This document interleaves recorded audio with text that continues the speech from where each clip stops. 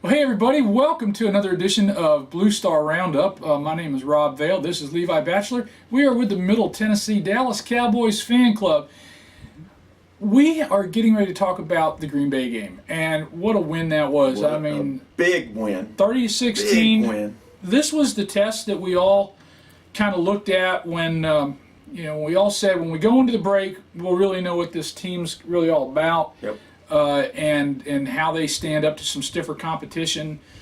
Previous week we looked at the Bengals and we handled them very well. Yep. And then we said this was going to be the test. It was the number one ranked defense in the league against the rush. Yep. They had only allowed, I think they only allowed like 90-some yards rushing total. Total. Yep. In their first 4 games. Yep. And so that was a concern going in, but when you have the best O-line on the planet, and you have a dynamic running back like Zeke, and you have guys that can make plays on the perimeter, and you have a good quarterback, you can overcome that, and right. and they did that this week. Absolutely. You know, for me, there were a few key points to this entire ball game. And the first point was our offense, once again, marched up and down the field all day. All day. I mean, the offensive line was terrific. DAK was terrific most of the game. Zeke was, he was Zeke at this point. And on the other side of the ball, the defense constantly made big stops. When they needed a stop, the defense got the stop, and they eliminated the big plays that Aaron Rodgers is known for. And I mean, you essentially take that away from Aaron Rodgers, and he becomes a mediocre quarterback.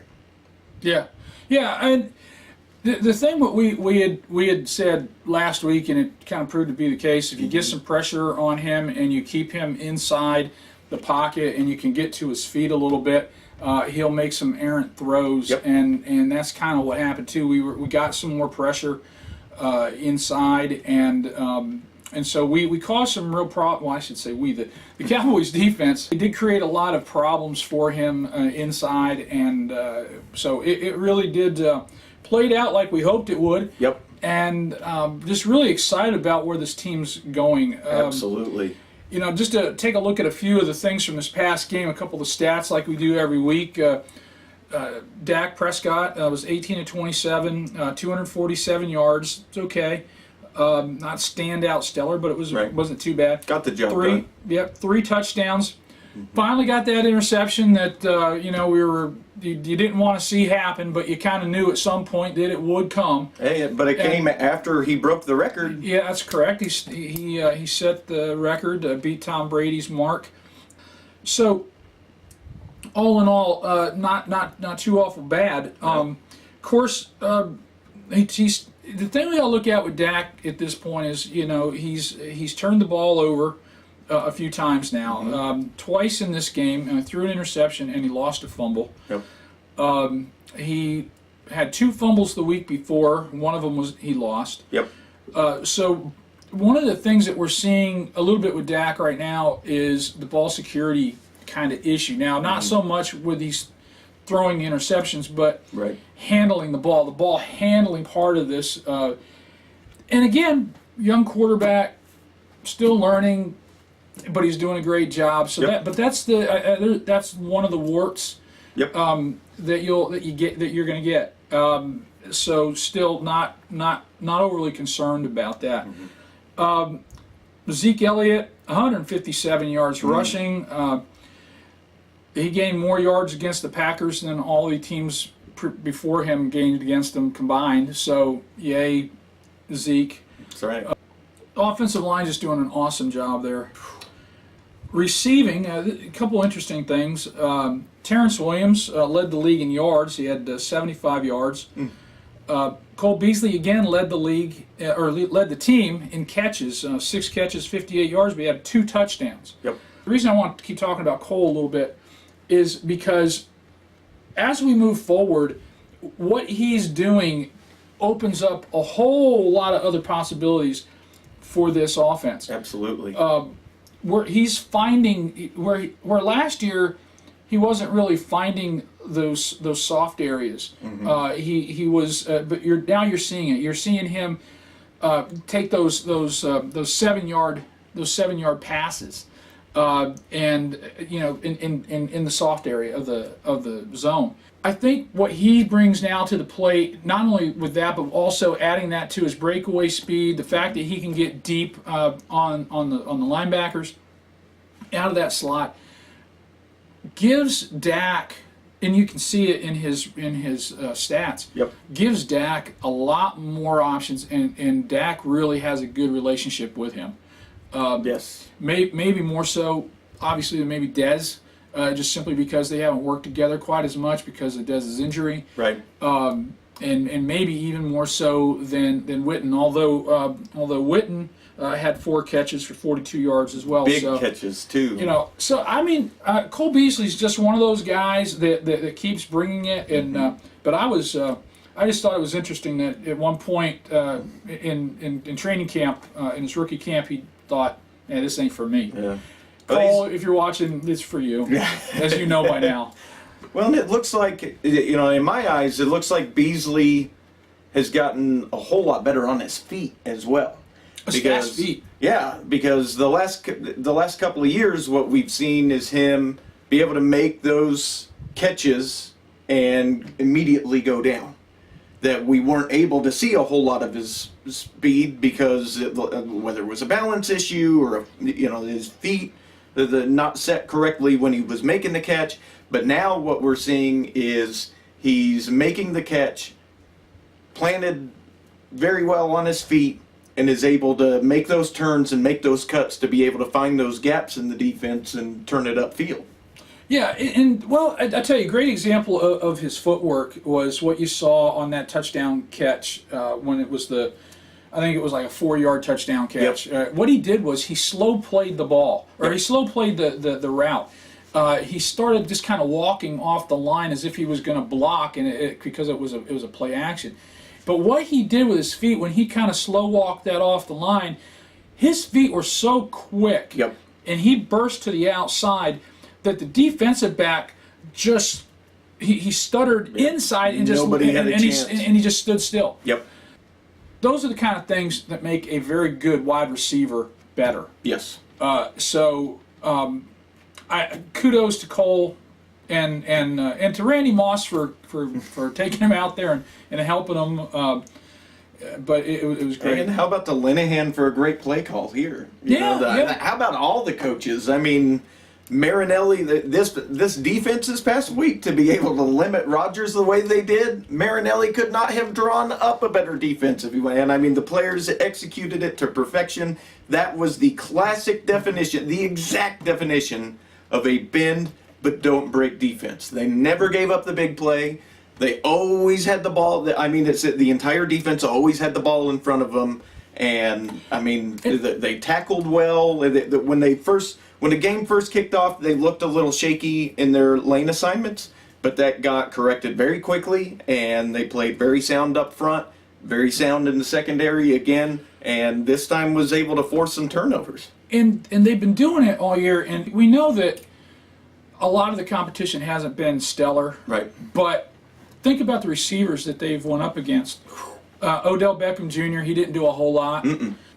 You had Alshon Jeffries with Chicago. You had A.J. Green with Cincinnati. You had Jordy Nelson and Randall Cobb against Green Bay. Deshaun Jackson, can't leave him out. I mean, these are guys that could absolutely crush you. Yep. And they did a really good job of containing all of them. Absolutely. And, the whole defensive secondary has been great. I know you've got a note on Mo. I do. Share that with us. So, leading up to the Green Bay game, so this does not count Green Bay where Sean Lee knocked him out, but Lee, everybody out. Yeah, Lee. If you're gonna knock people out, if you're gonna keep knocking people out, make sure they're on the other team. Exactly. But up to this point, Mo has been targeted 33 times. He has only allowed 19 catches, 0 touchdowns. Yeah, it's pretty stunning. The Pro Football Focus, the group that grades players out by position, has Mo ranked #1 cornerback in the league. Yeah. Well, and deservedly so. Absolutely. Absolutely. And to Marinelli's credit, he's calling a very good defensive game. Yes. Game plan. In this whole team, when you look at this last game, Sean Lee had 10 tackles with 3 assists. Anthony Brown, 9. Great job filling in for Scandrett. He was fantastic. Church was just a beast. He was fantastic. 1 interception, a forced fumble. He had 4 tackles. And I'm going to give some props. I think the play of the game came from one of the guys that most people just don't like. And for whatever reason they don't like. I know why they don't like him a lot, because he gives up some plays. But I think the play of this game was J.J. Wilcox. J.J. Wilcox made a tackle on a wide receiver at the 3-yard line. Okay. He kept this guy from getting into the end zone. He was trying to, and he did a good job of keeping him out of the end zone and stopping the wide receiver. The very next play, Aaron Rodgers gets stripped and loses the ball. In my mind, right there, you just saved your team by making that tackle on the previous play. The likelihood is you certainly saved the team 3 points. Yep. More than likely saved them 7 points. Yep. Now, at that point in the game, it's 20-6. Yep. They score a touchdown, all of a sudden it's a 6-point game. That's right. All right.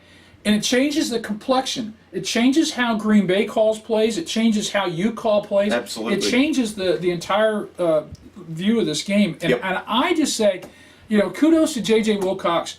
Yeah, he missed some tackles, but he made some tackles, and none was bigger than that one, in my opinion. Totally agree. And I think, like I said, you can point to a lot of big plays. Some big runs by Zeke. Yep. The big run by Lucky Whitehead, which I've got a note on that. On that big 97-yard drive with a minute and no timeouts. A minute and 15 with no timeouts, 97 yards. But I think that was the key play, because I think if we don't make that play, that changes everything. It gives them the momentum. It gives the Cheeseheads a chance to get all excited in the stands again. And so anyway, so kudos to him. So let's look at some of the other stats. Time of possession was dang near dead even. 29:50 for us, 30 minutes and 10 seconds for them. Yep. That's a pretty good job by the defense there, just to keep everything in check. That's right. Zeke has 703 yards, still leads the NFL in rushing. Nobody else in the NFL has even 600. And he's got 703. That's pretty impressive. Tank Lawrence, last week he had 19 total snaps. This week he had 29 and increased it. But here's the thing, he took himself out of the game. He had a bit of an injury. His arm and hand had a problem.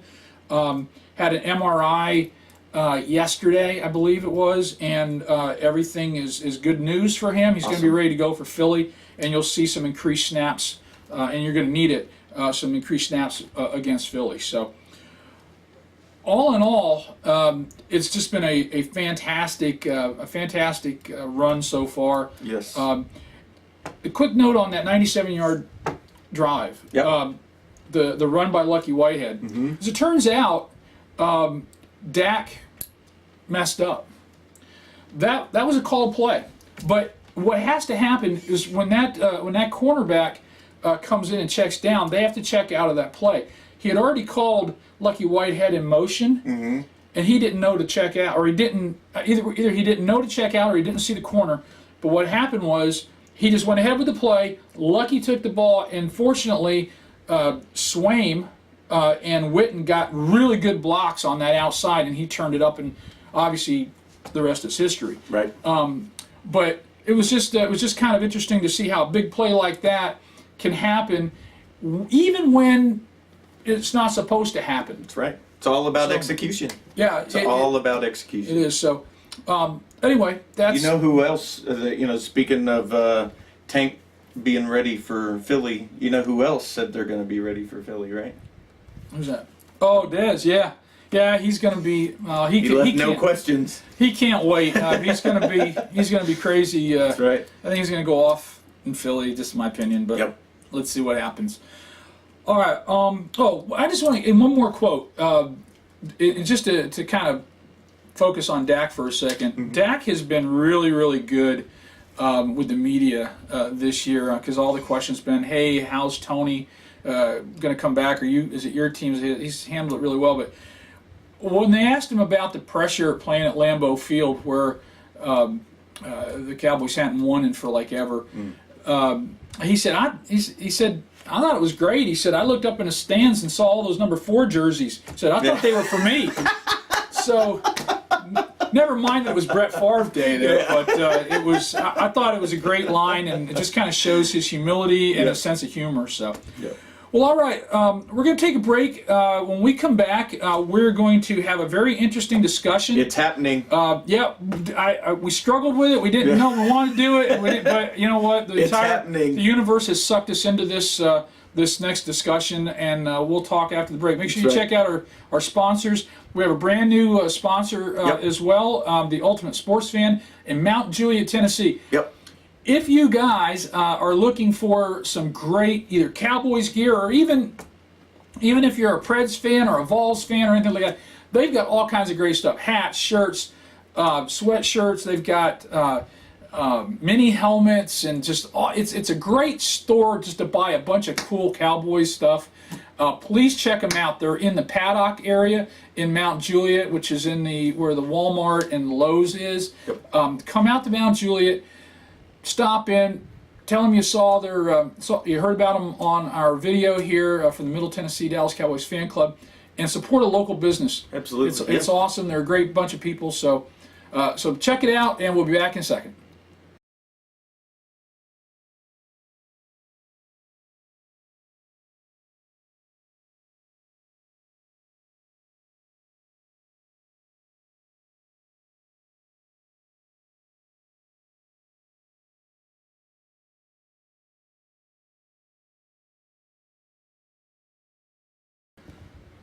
All right, we are back. Thanks for joining us here on Blue Star Roundup. Well, you know, we talked about the last game, and we're in our bye week, and so we really don't have. Our next game coming up is against Philadelphia after the bye, so we're not really going to preview that this week. We're going to preview that next week, but we're going to talk about the question that the entire sports universe seems to want to talk about. I didn't really want to. I don't really think you wanted to, not really. because it's not something that we really can control. However, DAK versus ROMO. So what are we going to do? Are we going to go with DAK and ride the DAK train all the way to the Super Bowl, or are we going to bring the experienced veteran back and ride the ROMO train all the way to the Super Bowl? We're going to the Super Bowl anyway, at least I hope. That's right. And frankly, whoever the engineer is, as long as we get there. As long as we get there. As long as we get there. But Levi has some very specific thoughts, and I have some specific thoughts about who might be better equipped to get us there. At the end of the day, it's an opinion, because the only thing that we really have to base it on is what's gone before us. Right. We don't have a crystal ball.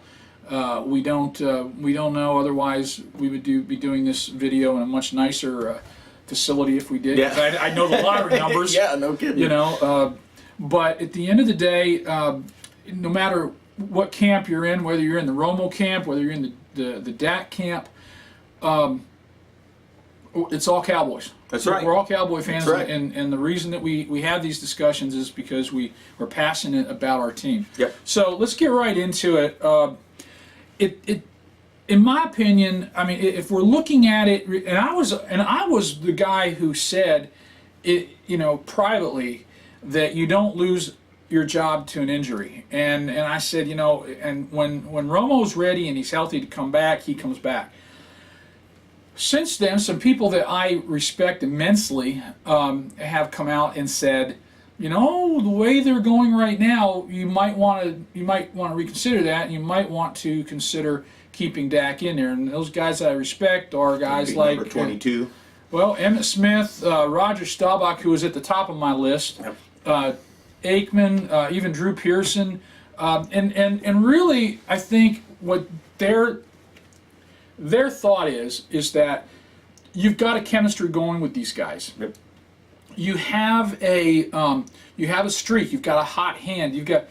So it's probably something that you want to, in my opinion, I don't know if you want to disrupt that. I don't know if you want to, if you don't want to screw up a good thing. So if you got good juju right now, in my opinion, if it ain't broke, don't fix it. Yeah. So, what's your thoughts? So I'm gonna give you reasons why Romo is in the better shape to come back from his injury and take over this team. Okay, shoot. So first stat is that right now DAK's quarterback rating is something like 103.9, something like that, which is really high. You know, that's a good quarterback rating. Romo has the third highest quarterback rating ever in the history of the ballgame. Ever. Romo also has the fourth highest career pass completion percentage, tied with first ballot Hall of Famer Peyton Manning. Let's see. So DAK's 103.9 quarterback rating, right, that I touched on before. Romo has had a better quarterback rating than that in 57 of his 127 ball games. Right. Romo has also had 46 300 passing yard games to DAK's none. Let's see. Romo is, and you know, all of these career numbers for Romo seem to just totally get lost for the simple fact of he doesn't have a ring. And personally, you know, I have my own personal feelings about this current situation. To me, it's a travesty that Romo gets so much trash. Oh, agree. Absolutely. For not having any rings, for being the choker, for being the choke artist, I think that is completely unfair. I think it's totally unfair. Tony Romo is the franchise leader in passing yards with 34,154. He is the franchise leader in passing touchdowns with 247. You know what number 2 is? Troy Aikman with 165. Yeah. That's almost 100 more passing touchdowns. He has 25 fourth quarter comebacks, and he has 30 game-winning drives. Right. That's the equivalent of 2.5 seasons. 2.5 seasons. Well, I'm a big stats guy, as you know, because we're doing all these stats, and so I can appreciate all those, but at the same time, those are career numbers. But when we look at the last 6 games that Romo actually played, okay, versus the most recent 6 games that DAK has played, their numbers are startlingly even. The numbers are, but the only thing that's off, really, is interceptions. DAK has thrown 1, Romo threw 8. So, you know, I get all that, and I'm a big fan of it. And one more thing. Let me give one more thing. For everybody who wants to give Romo the hate about not being able to compete in the postseason, how he falls apart in the postseason and stuff, you got to remember, just 2 years. Throw last season out. The year before, 12-4.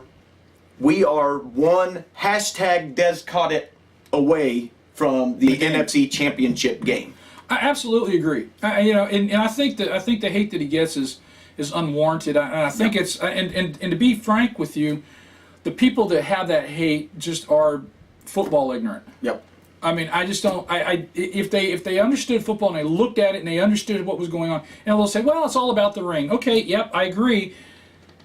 Or a team-oriented type of thing. That's the ultimate goal. You got to get the Super Bowl. You got to get the championship, and I agree with that.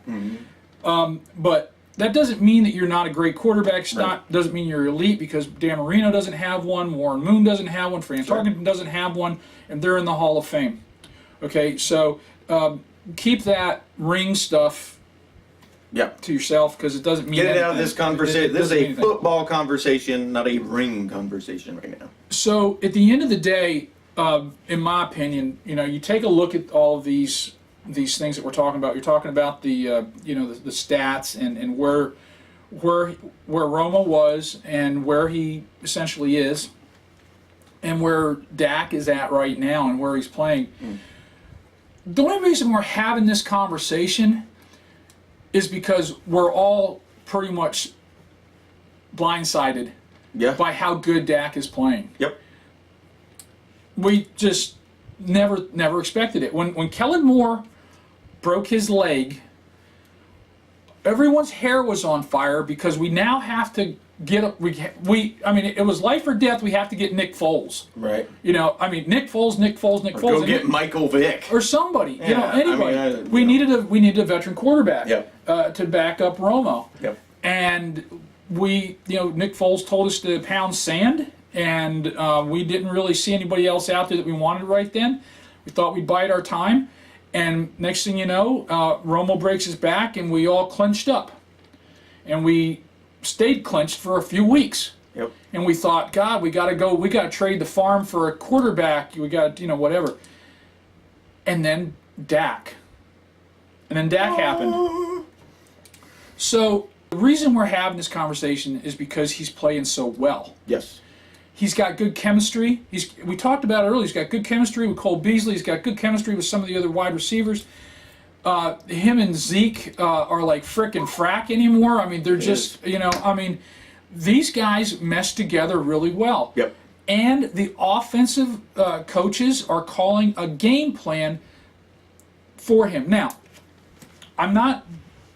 because I'm advocating for Dak, I'm not beyond looking at the reality of it and knowing that things like he didn't check out of that run, even though that run was a big play. He didn't know to check out of it. Yep. When that corner dropped down.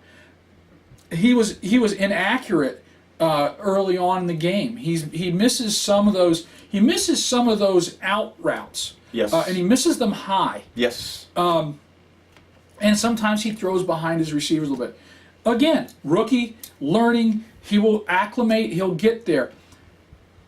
So I think with time and with the reps and everything.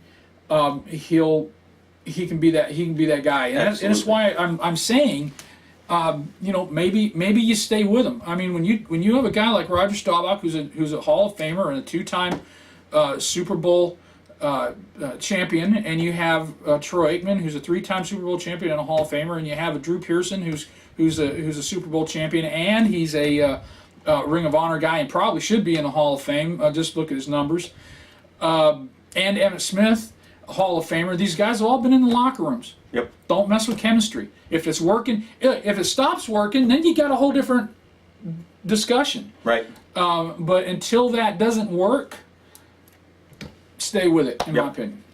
Totally agree. So, I think for me, just like you and I talked about before we started taping this, I don't think that it makes sense for Tony to come back to Philly.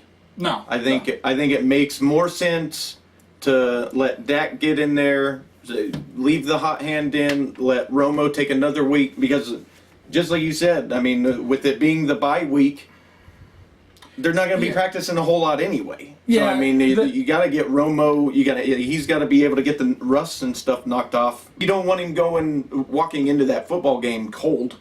Well, the way it's set up with the bye week is the league mandates you have 4 straight off days. So you're not going to bring Romo back after all this time with 1 practice in pads. Right. Doesn't make any sense. So I think that you look more likely at the Cleveland game. Yep. If you're going to make the switch, you bring him back for that Cleveland game so he can get a full week, just a regular practice week like he normally would. And he's ready to go and has a chance to work with the team. Yep. The other reason that I think that bringing Romo back might not be such a great idea at this point is my concern is what does that do to Dak's confidence? Right. He's playing great, but if you yank him, maybe in the back of his mind, now I think he's mentally tougher than this, but in the back of his mind he may think, okay, what could have I done different to have stayed the starter? Right. What did I do wrong? Was it that one interception? Did I make, because that one interception and because it was so bad, was that it? So that's my other concern about bringing Romo back. But either way it happens, I'm going with it. That's right. What else choice do we have? But I'm okay with the decision. End of the day, who makes the call, though? Well, it's gonna be Jerry and do Jason. any of us make the call? I mean, we can all have our opinions. At the end of the day, if you're going to be a Cowboys fan, we need to support the Cowboys. Yeah, exactly. That's what it comes down to. And and here's the thing. I mean, if Romo does come back and he gets hurt again, and that's the other thing I've heard. Well, what if he gets hurt again? Well, then you got DAK back. What's the complaint? Right. That's what you wanted. If you're in the DAK camp and you say and your point is, well, if Romo gets hurt, well, if Romo gets hurt, then DAK's back. Well, and if you're in the DAK camp and you say, well, now we can free up all that cap room by trading Romo, nobody's going to take Romo sight unseen after breaking his back. And so Romo's going to have to, at least step in at some point and prove to other teams that he can play. And Romo would have to be willing to have to restructure his deal because nobody's going to eat that gigantic contract that he's got.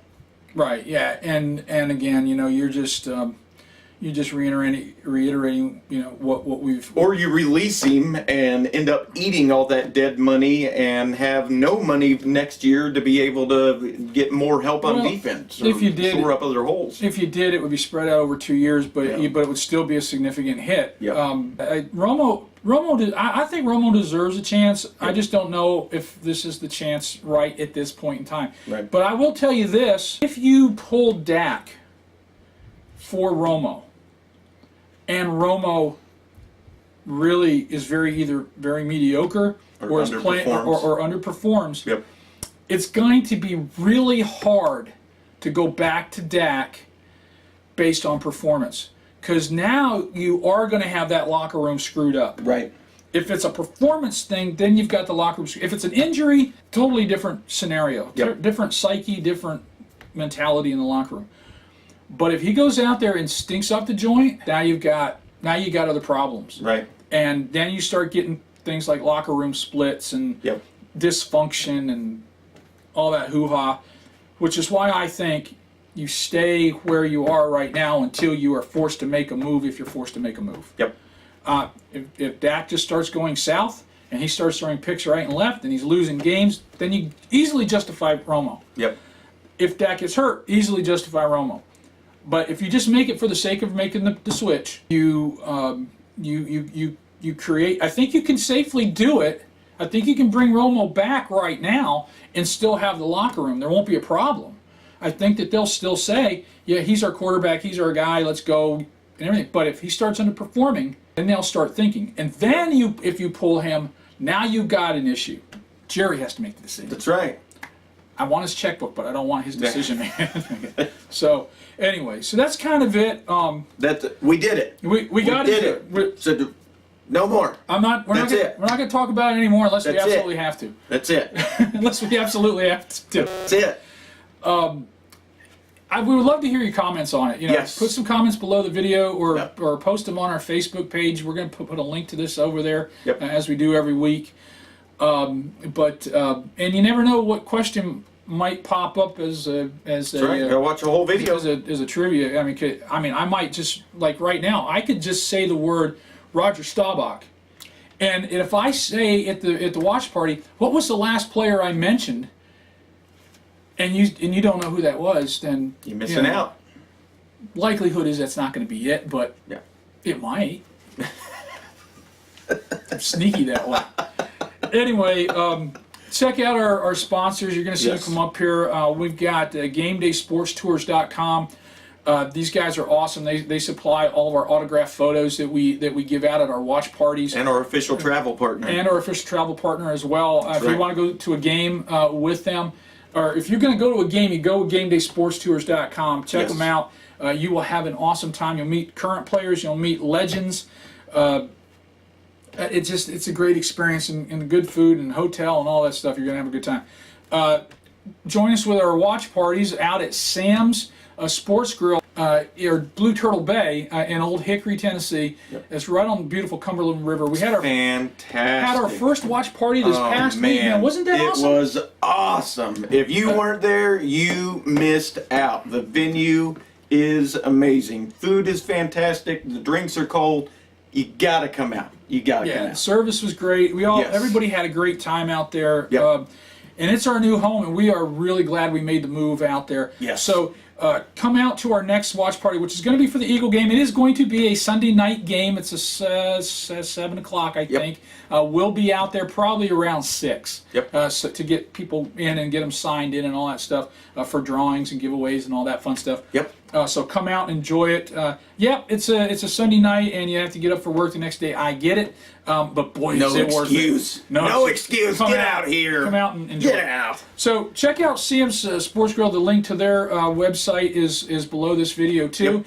And don't forget Ultimate Sports Fan in Mount Juliet. These guys have been great to us. They have an awesome selection of novelty items, T-shirts, hats, mini helmets, trash cans, signs. They got all sorts of stuff. Anything you would want for the man cave, anything that you would want for a bonus room, they've got it. Yeah, absolutely. You got to go check them out. They're out there in Mount Juliet in the paddock area. Yep. There'll be a link to their website underneath this too. So come out and join us. We'll have a great time out for our next watch party. We'll post that here probably in the next several days. Yep. And leave us some comments. Let us know what you think. Give us a like. Subscribe to us. Google will be for your Facebook links on this particular video. Yep. Click it, like us, join us, all that stuff. Yep. So until next week, we'll be previewing the Philadelphia Eagle game. Yep. And we'll see what kind of controversy we can talk about next week. But join us. We certainly enjoy having you out. Yep. So we'll talk to you until next time. I'm Rob Vale. This is Levi Batchelor with the Middle Tennessee Dallas Cowboy Fan Club. Have a great week.